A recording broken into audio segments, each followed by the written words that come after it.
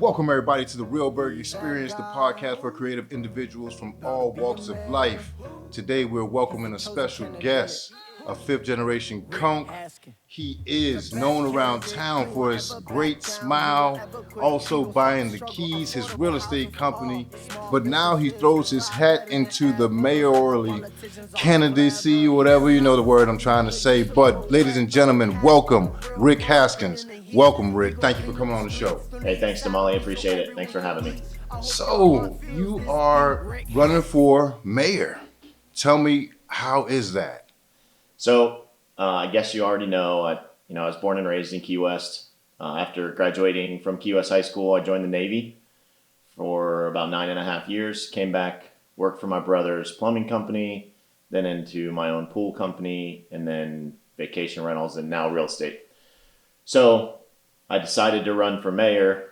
The last couple months been a little crazy. I don't know if you noticed. There's a little thing like COVID-19 out there that's small rocking people's worlds. So, I was with Vacasa Vacation Rentals, and I was their real estate broker for the state of Florida.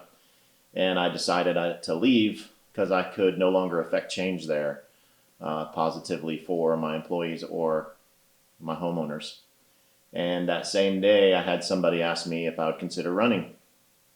And I thought, wow, he puts us in places, doesn't he? So just so happens that the same day I decide to resign from Vacasa, this opportunity presents itself. And yes, the reason I'm leaving Vacasa is I couldn't affect change. I can affect change as the mayor of Key West. So I noticed there were a few things that were happening that I don't feel like I had any input on. And when I look back and think, wow, whoever the government, whoever they are, didn't recognize me as an expert, that's my fault. That's my fault. I'm the one to get out there. I'm the one that's always jumping in to help, whatever I can do. If they don't know that I'm a solution, I need to speak up. So rather than create a Facebook page about it, I decided to jump in and run. 100%. That definitely makes a lot of sense. And I do know that you have been a great help around the community. Tell us some of the things that you've helped out with around the community. So it's probably the hardest thing to do is to toot your own horn about stuff like that. I've always been one to just do it and kind of stay in the background and make sure that people are taken care of and that it gets done. I don't necessarily need the credit for it. But I do like helping out, especially during the natural disasters after every hurricane. I think every hurricane that's been through the Keys, I've gotten to help respond to. Even when I was in the Navy, I came down and helped in Homestead respond to Hurricane Andrew. 98, when we did Hurricane Georges, I came and helped my brother because that hit Big Pine pretty bad. It affected Key West also, but I mostly remember working with my brother up the Keys. And I remember I think it was the manager of Winn-Dixie I brought back with me through the checkpoint coming back after Hurricane Georges. But there's always somebody that I'm able to, jump in, help. Most notably, I think Hurricane Wilma and Irma most recently. Irma was pretty devastating for the Keys. Saw an immediate need for the police and fire department and our emergency first responders, like gas station owner even, we put up at Sunrise Suites. We realized very quickly that Sunrise Suites was open and had power the day after the hurricane because it's on the same grid as the airport. So upon realizing that, I drove over to the police department and said, hey, we've got 38 2-bedroom, 2-bath units with power and water. Whenever the aqueduct turns the water on, you guys are welcome to them. Let's get the guys their rest, and they can bring their families, they can bring their pets. I felt like if the police and fire department and our first responders recovered, that our city could recover quickly. Obviously, we kept some of them for just a short period of time, but a few for months. And we were able to do that at no cost. We were able to find funding through FEMA, and I was proud of that. After Hurricane Michael hit the Panhandle, I was able to do something similar. I drove my truck, loaded it up by myself, and drove by myself, and never been to the Panhandle before.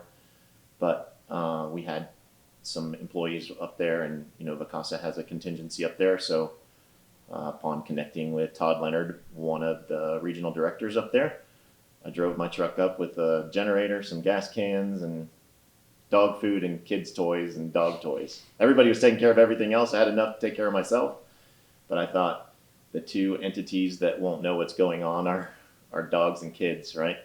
So we took dog toys, dog food, kids toys, kids blankets, stuff like that, just to comfort them. Because if you take care of them, the people who are working, mom and dad that are out struggling every day, that's one less thing they have to worry about. 100%. So I got to take pictures with dogs. It was kind of fun.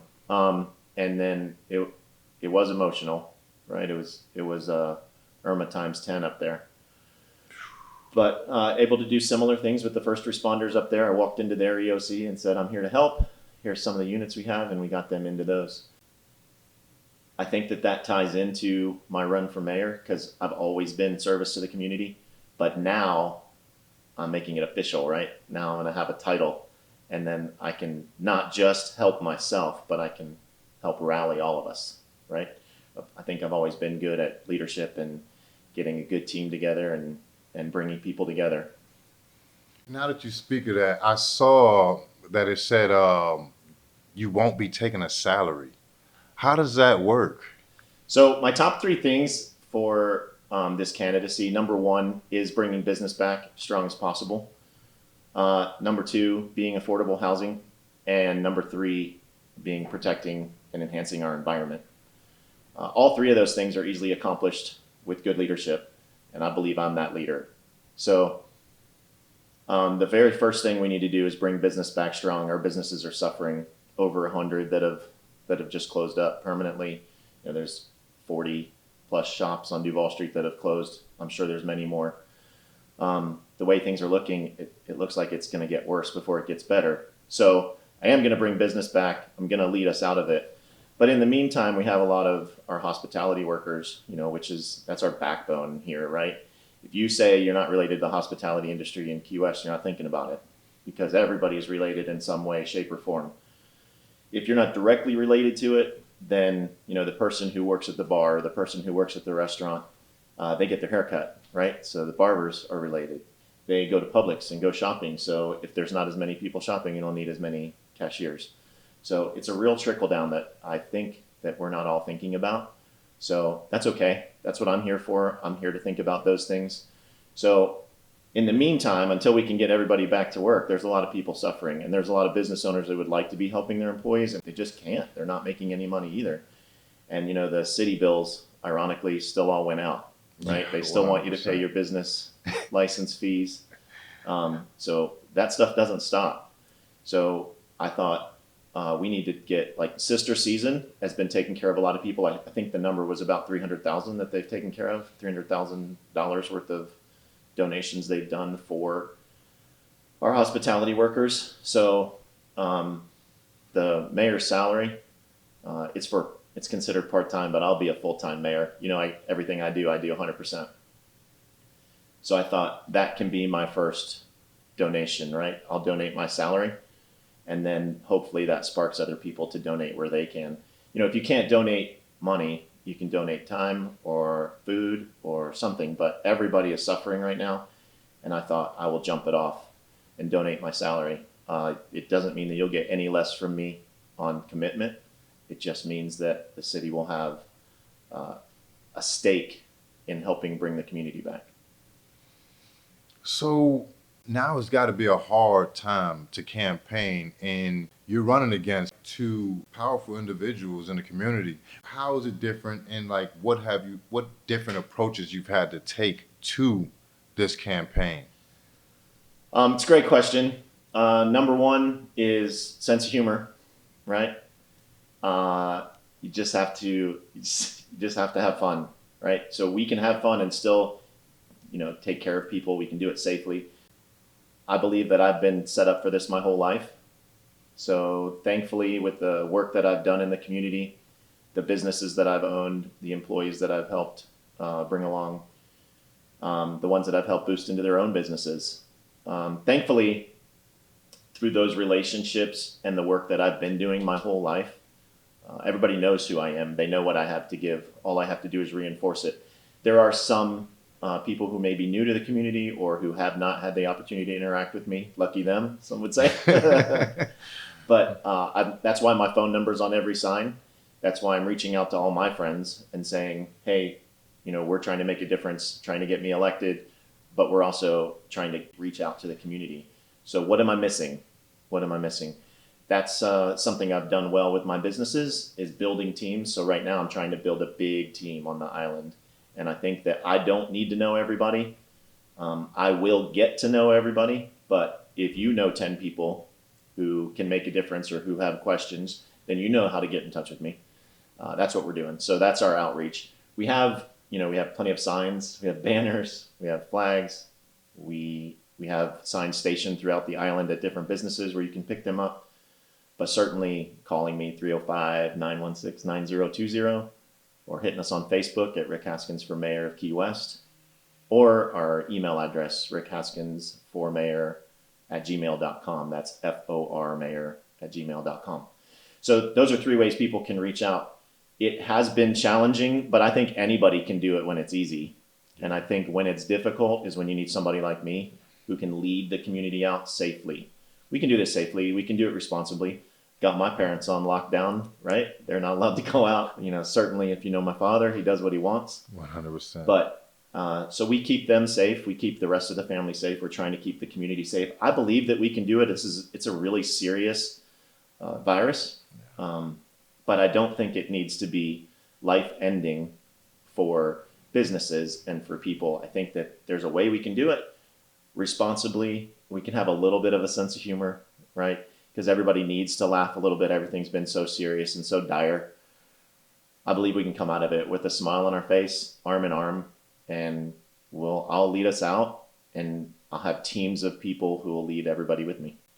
Yeah, it's definitely a serious thing. Like, nobody really, like, none of us really know, what the outcome is. We're all trying different things, but it's like you say, if we all take it serious, we still can smile, we still can enjoy life, but we just have to be wary of one another and, be safe. We all have older parents, and, we want them to be around as long as they can.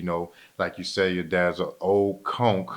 They do what they want to do. They've been here through 17 million hurricanes, and they're going to stay. But you bring up a good point that nobody knows, right? But what we can do is, while I don't know everything and you don't know everything, I know a lot about real estate. I know a lot about vacation rentals. I know a lot about business. I know a lot about recovery from hurricanes. You know a lot about production. You know a lot about video, right? So let's let you be the expert on that. We could help. We could use people with your expertise. We could use on advertising. We could use on getting people back. We could get on putting things in a good light, right? But let's go to the doctors. Let's go to the doctors and say, what do you think?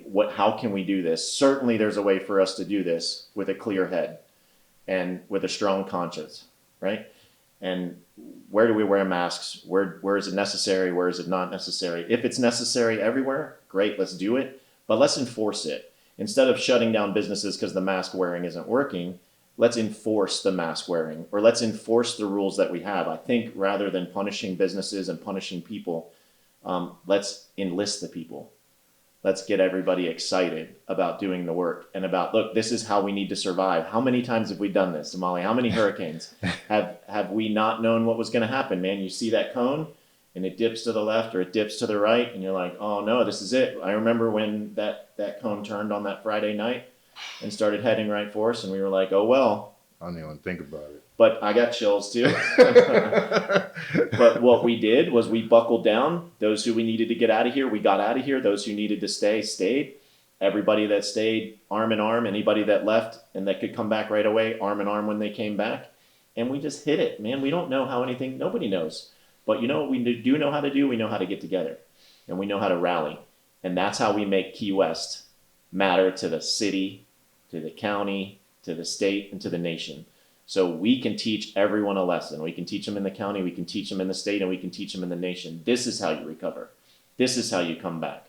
We can't concentrate on every single county and every single state right now. But if we show them how we do it down here, we're an economic engine with the hospitality industry, and we are a strong people. So all we've got to do is link arm in arm. We're going to hit it. We'll be able to bring it back. But we need somebody to lead us back out of it, not by fear, with education, information, knowledge, and spirit. And we have all of those things here. If we get the right people circled up, let's get everybody from the restaurant industry to put their heads together. Let's get everybody from the bar industry to put their heads together. Let's get everybody from the hospitality, lodging association, the realtors. Let's get everybody's heads together. Let's get the medical community together. Let's get them to identify us a path out of here safely and without fear.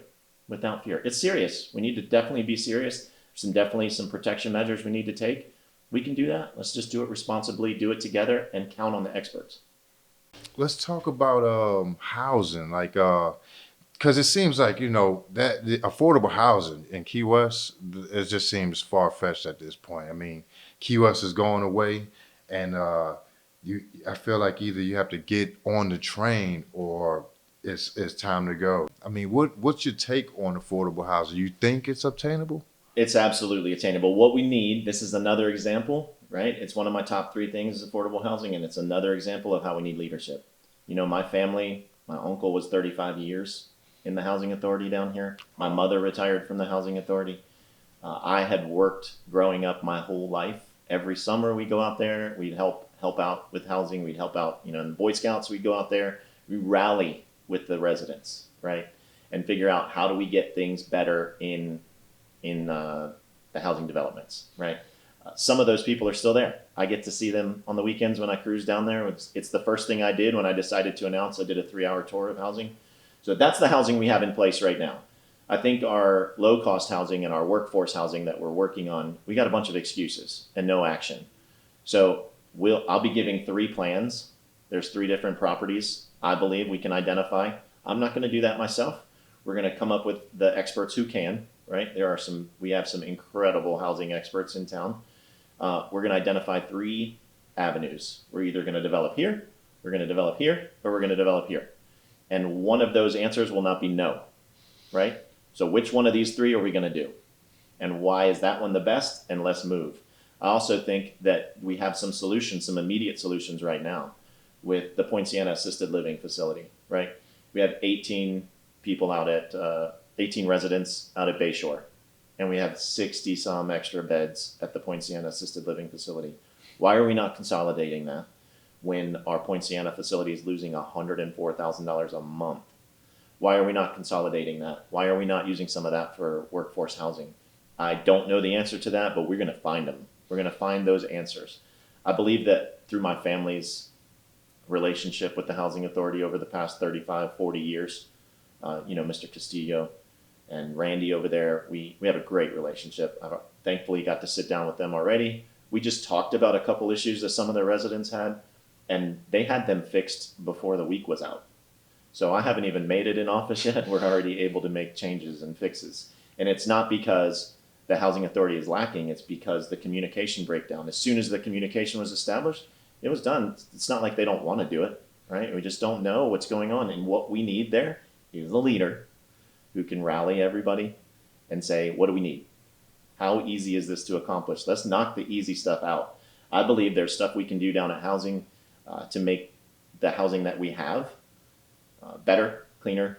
We're the largest, the Key West Housing Authority, while that's not under the mayor's control. I think the working relationship that I have with them will foster an incredible environment for the housing. But we're their landlord, right? The housing authority is their landlord, and Key West is the largest landlord in town. So we need to be a better landlord. There's some things that we could be doing better. If there's money that needs to be spent that we don't have, this community can rally, man. We can organize just a cleanup. We used to do it every year for hurricane cleanup. Some of my best memories of a kid were doing those hurricane cleanups. I met some really good friends.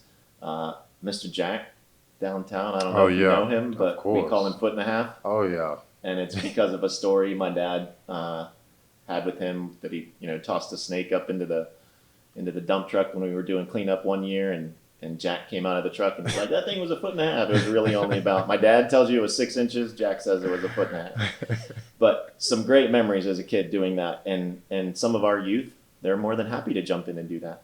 And most of this community, they'll rally around it, right? Let's jump in, let's get some stuff done. It's the same thing for all of our neighborhoods, not just the housing community, but all of our neighborhoods. So, and in doing that, we can do things like fixing the street. Those things are in the budget for years, right? To say that I could, I'm going to fix the streets and all that. Yes, that's something that automatically is going to happen. You just got to push that through. They're all slated out. It's all timed. A lot of these streets are state or county owned, so we have to go on their schedule. But let's make Key West matter to the county and the state so that when we say we want a road fixed, they fix it. Like, I know everybody's talking about some of the other roads that have been fixed, but when it rains, we lose a whole lane out there on Smathers Beach, right? Yeah. So let's get the state working on that. I think that's a state road, or if it's a county, let's figure it out. Thankfully, I won't have to do that myself. We'll rally the experts, right? And we'll get people who absolutely need to get that stuff done. And we'll get them on it, right? The other thing we need to do is employers, our big employers, who, especially new ones coming into town, affordable and workforce housing. I think we need to make some of this the larger business's responsibility. So I have a plan. I'll have to get with the experts to see how to enact it, right? But I think it's a pretty good idea. Like, we're getting ready to lose Sears, right? So somebody's going to move into that space, maybe a big name, maybe it's just a really large employer. Whoever it is, we need to say, okay, so are you bringing how many employees? 50 employees? Okay. We need you to bring a solution for 150 workforce housing. Now, that doesn't mean they have to build them. That'd be nice if we could get them to build them, especially in their own space. But we just need to make sure that when they come, they have a plan. Because if you're going to come as a big company in Key West, we just want you to act like you live here. That's all, right? You need to act like we do.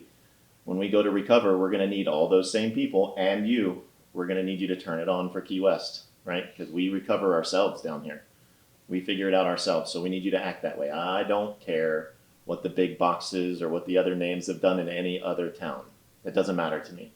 What matters to me is how we do it here, because we know how to recover. But we got to take care of each other. Like, that's been the biggest problem I've had in the past 3 months.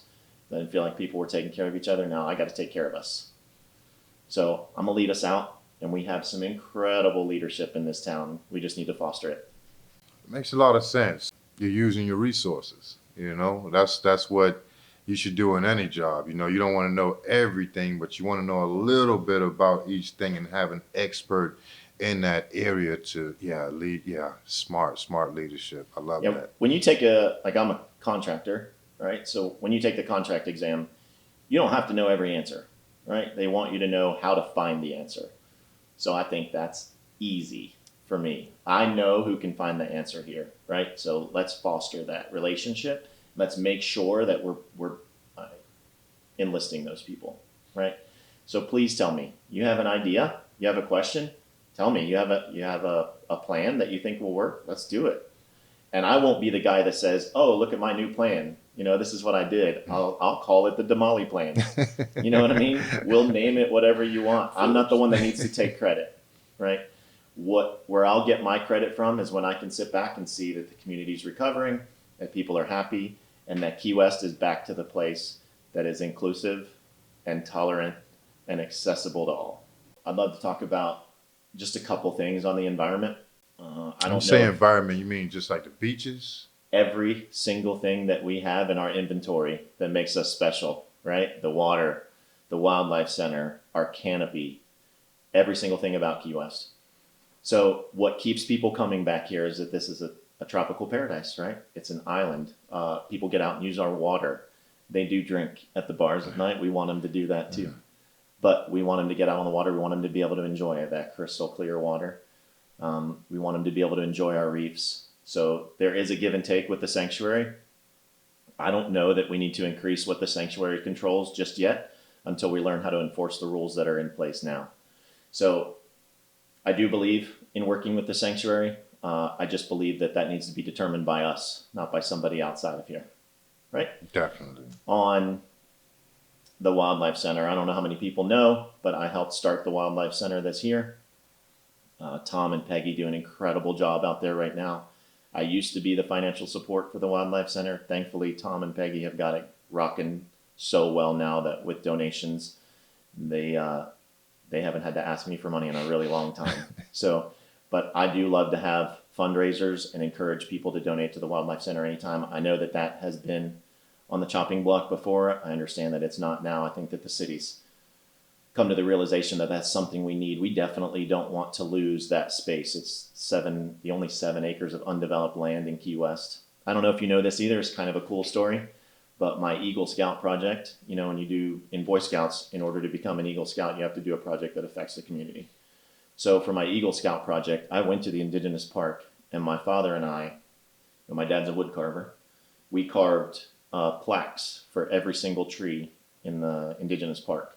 And it had the layman's term and then the Latin term for the tree. And we made them with rope, stuff that wouldn't hurt the environment. And we made them out of wood. There's still 5 that we've been able to find plaques still hanging in that Indigenous Park. So it means a lot to me, more than just that it's undeveloped land and that we're rehabbing animals. The Wildlife Center is first responders, right? I've always taken care of the first responders. They're the first responders for our wildlife. When there's a dolphin that's injured or a whale, that call comes into us first normally, then we hook them up with the Marine Mammal Conservatory. If there's a turtle, we respond until the turtle hospital can come down and Richie can send somebody. Raccoons, right? We pick up the raccoons. We're known for the chickens and the birds, but at the Wildlife Center, they take care of their first responders for every single animal. One of my best rescues ever was 52 baby loggerhead sea turtles on Rest Beach. I got that call one morning and I got to respond, and thankfully we got to save them all. And I ran them up to Marathon and got 52 little physicals. Richie gave them 52 little physicals. And then I remember that so strongly. Then they handed them back to me and they were like, take them. And I'm like, no, wait. Like, I thought we rescue them and then drop them off. He's like, no, now you've got to release them tonight when the moon comes out. So then we had to bring them back down to Key West. He kept one needed rehab. But the other 51 we brought back down to Rest Beach and released that night.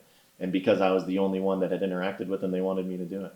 It was very humbling, incredibly cool, and thankfully the only time I made the paper in a good way. So you're a real advocate for life. You're a lover of all. Absolutely. All the environment, right? And I believe that wraps into cruise ships, right? We want to make sure that the cruise ships are environmentally responsible. I don't necessarily believe that that's by limiting the number of people, but I do believe that we need to make sure that their environmental record is sound and that they are acting responsibly, just like everybody else here. We want everybody to act like you live here. That's all. You just need to act like the Key West that we brought you to, right? That made you come here. What is your story? How'd you get to Key West, right? How'd your family make it to Key West? We want to be able to provide that for somebody else. I love to say to guests that are showing up here, oh, you're here for your wedding? You know what that means. Now you got to come back every year for your anniversary. So we want to keep them coming back. I think we've missed a couple opportunities there in the past 3 months or so when we've been speaking to the public and we've been speaking to the national news media. We could have said, oh my God, thank you guys so much for coming down, right? But some of our residents are still scared. They're still nervous. None of us know how to react to this virus. So if you don't mind, could you just, keep an eye on our rules, and can you bring a mask? And if you don't have one, we'll help you find one. Just ask somebody. I think that the Key West Police Department and code enforcement have had an uphill battle with fighting those masks and those ever-changing rules. But I think that we can work together. I think this is where you rally the community to work together also and encourage instead of punish. Yeah, it's easy to wear a mask. I mean, that'll make everything easy. Everybody just go outside with a mask. It might be a little bit discomforting, but barely.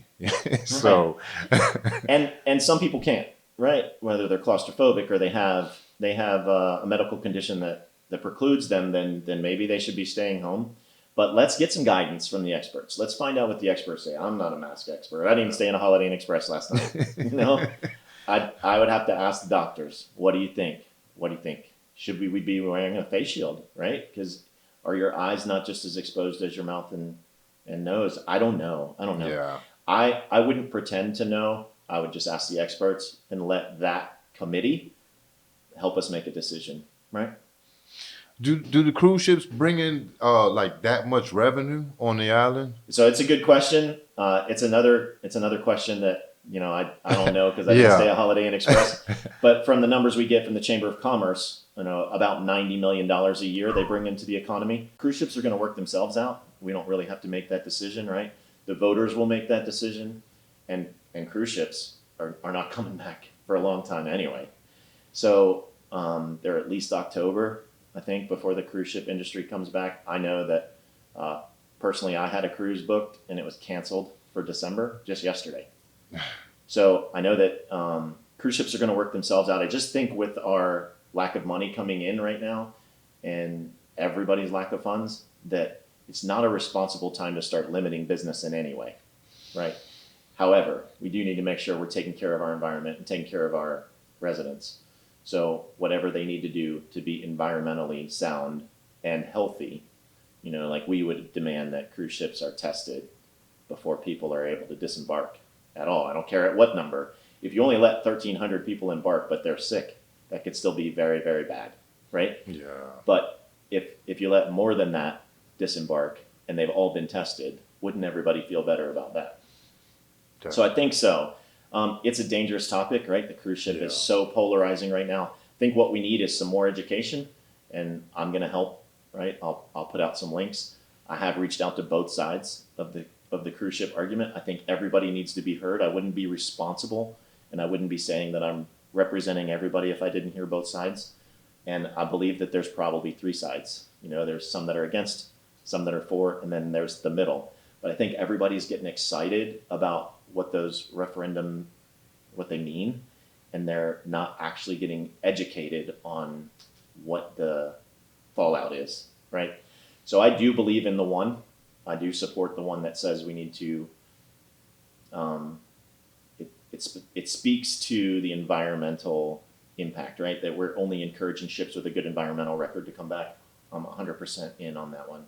I believe that's a necessity. Where I don't know about the limiting. I wouldn't support the limiting numbers. I just don't think that's the right way. I think if we're going to say we want the healthier ships, then we need to make sure that the healthy ships are healthy. It doesn't, to me, the number of people, I don't think we need to limit that. But it won't be what it was. It can't be what it was before. The other thing we need to do is we need to take a good look at how much they pay per passenger coming off the ship. Because I think we could stand to raise that. And I think that's going to help me augment not just the salary that I give to hospitality workers, but I'd like to see $1 from every cruise ship passenger, whether they disembark or not. From every cruise ship passenger, I'd like to see an extra $1 on there for our love fund. Whatever that ends up being, the hospitality love fund, whether it's for sister season or a separate fund, just so that everybody that's coming on one of those ships is helping our economy in one way or another. And maybe there's another $1 in it to offset the craziness that's happened for the past 3 months where we've lost a lot of income. But I think we have a lot of opportunity there to capitalize on those fees, right? Let's make sure that the money that's coming in from the cruise ships is worth it. Tell me how you connected to the youth. I see you done some things with a couple of artists around town and whatnot. Tell me what that's all about. So it's pretty cool. Just getting out and announcing that I was running for mayor has inspired two of my friends who both happen to be in the music business, right? To write two different rap songs to the same song. I guess they had heard the Carol Baskin spoof or whatever, and they said Carol Baskin sounds like Rick Haskins. I can make that work. And I think that you're going to be playing those for us, right, in the background, either beginning or end. It was so cool and so flattering to have Scotty and Risky make those songs for us. How super cool, right? And that's already the connection that I have with the community. Like, they reached out to me. The campaign is out there, and we're running, and we're here to help everybody, and we're here to represent everybody. But they were representing for me.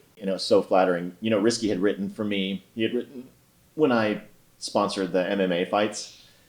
And then let me just talk about that sponsorship real quick, because that's another example of helping small business, man, with Eddie Aguiar. What a rock star that guy is. And rock star, 100%. And whether it's his gym or doing the MMA fights, and then when he did the MMA fights, including the kids. So anything I could do to support people like Eddie and that small business and bringing that stuff up, I'm just flattered to do. But Risky had written a song for By the Keys back then too. So it was pretty cool that he wrote this for the campaign. That I did after Hurricane Irma, one of the other things that I did was, for the Little League. Did you see that? Where the scoreboard went out after Hurricane Irma? Oh yeah. And then they were asking for donations in the city to help get the scoreboard up. And I said, well, it's starting in a couple weeks. We don't have time to gather donations. I'll do it. So we got that up. But I also did the foul poles. Anything I can do to help kids, especially, I grew up in Boy Scouts, and I'm obviously wrapped up with the local high school and the junior football league. Anything I can do to help the kids in the community, it's pretty no-brainer, right? Yeah, definitely. So it's just because people know me, or their parents work for us, or they've worked in one of my companies or something like that, and then they say, hey, Rick, can you help softball team, or can you help basketball team, or whatever. It's not just the kids. We do sponsor some adult teams also, right?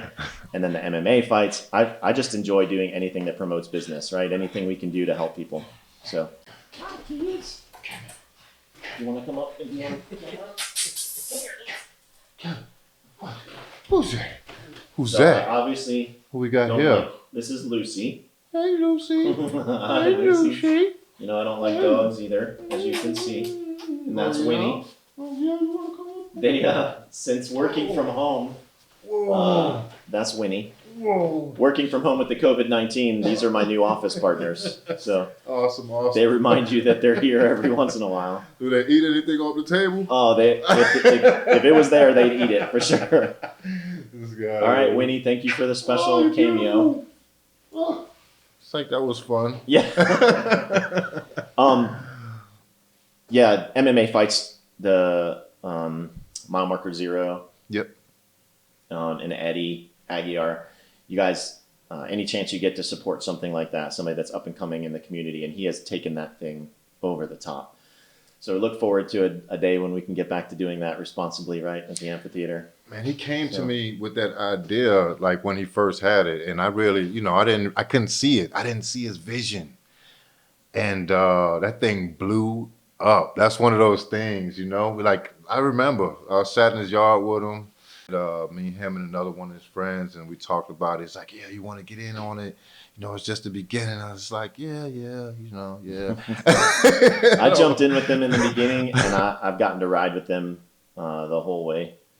Recently, being Vacasa couldn't support most recently the last couple that he had, but I've been there in support anytime I can, and now that we're back by the Keys. It's no more Vacasa, right? I'm not with Vacasa any longer. Vacasa's still here, but I'm no longer part of it. But you're still doing real estate. You have your own still thing have going. my own real estate. Yep. And that's but I'm going to be doing full-time mayor. Over with. So yeah, I'll have the real estate company. I'll still be doing small deals here and there, but I got to concentrate on getting the city back. And I think everybody needs me.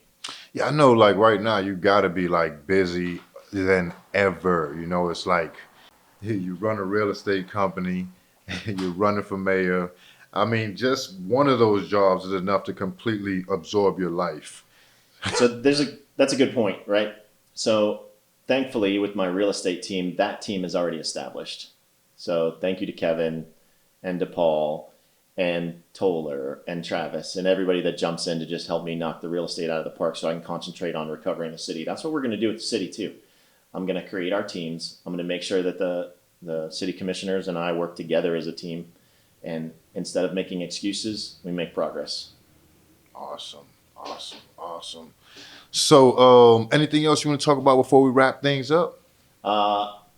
I just want to emphasize that I'm not sure what Carol Baskin did. The songs were written in that spirit. No, we'd let the state attorney's office take care of Carol Baskin. For sure. I really appreciate the opportunity, man.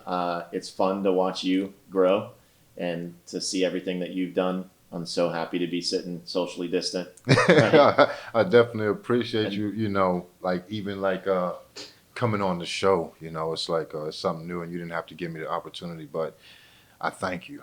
Well, I mean, I think you gave me the opportunity, right? So I really appreciate it, man. You've always helped us with real estate photos and Definitely. and drones, Definitely. and I love to see your business grow, and I'm looking forward to see it grow even bigger. I want to see everybody's business grow. I did have a few questions. Like, you don't watch TV though, right? Like, I would ask you, like, what's your favorite television show? I mean, I think I'd be crazy if I didn't say like $1 Million Listing, right? Okay. I like to watch $1 Million Listing. I like to watch those reality shows just to know that there are people who are actually having a crazier life than I am, right? So it's anything that I can watch business people doing their thing. That's the kind of shows I like to watch. I like to watch the Barn Rescue, believe it or not. I don't know if you've ever seen that, but it's a little farm out in Chelsea, Michigan, which I visit a few times a year, and it's about saving animals. So super cool. Anything like with wildlife, or watching business grow. Getting all sappy things. Over there. Yeah. Yeah. You get me choked up, right? Because I was just thinking about, they had a special on there last night. Dr. Pole, he's also another good reality show about, he's a veterinarian that takes care of animals and stuff. But there was one last night where the animal didn't make it. And I was like, oh no, I can't watch this. I can't watch it anymore. It's only ever good news. But I guess, you have to know about the Circle of Life. I've got to experience that at the Wildlife Center. But let's limit that, right? We can limit it with the Wildlife Center, just like we can limit the damage to the economy and to our local residents here by just, let's promote business and not punish it.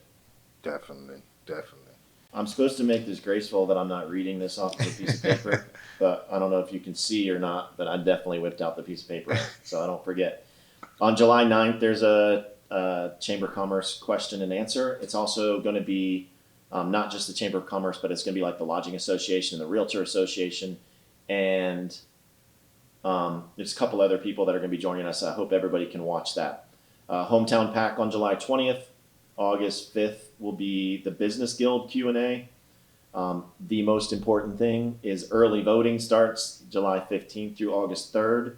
And then the primary is on August 18th. So if we don't say anything else today, we need to make sure that everybody remembers that on August 18th, Key West can win, right? Key West will win if everybody shows up and votes. And I know that I didn't know, there was a time when I didn't know what the primary meant. Since the office for mayor of Key West is nonpartisan, that means that the primary, you don't vote for Republican or Democrat. One of us can win.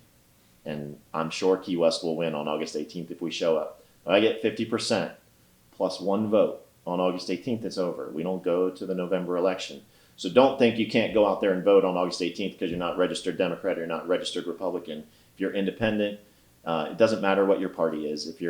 As long as you register to vote and you're legal to vote in the city of Key West, please come out and vote on August 18th. That's definitely good information to know. Definitely good information. That's all I got. I hope that we don't have to talk about anything beyond August 18th, but recovery. Yeah. Sounds good. Definitely. So thank you for the opportunity. I really appreciate you having me on. Thank you for coming on, Rick. Thank you guys for watching as always. This has been a Realberg Experience. I'm DP, Rick Haskins. We're out. Mayor on the ballot. Mayor, put my feet up now. Let me stop. I'm dancing on the couch. Watch Dave Chappelle. It's like, yo, couch.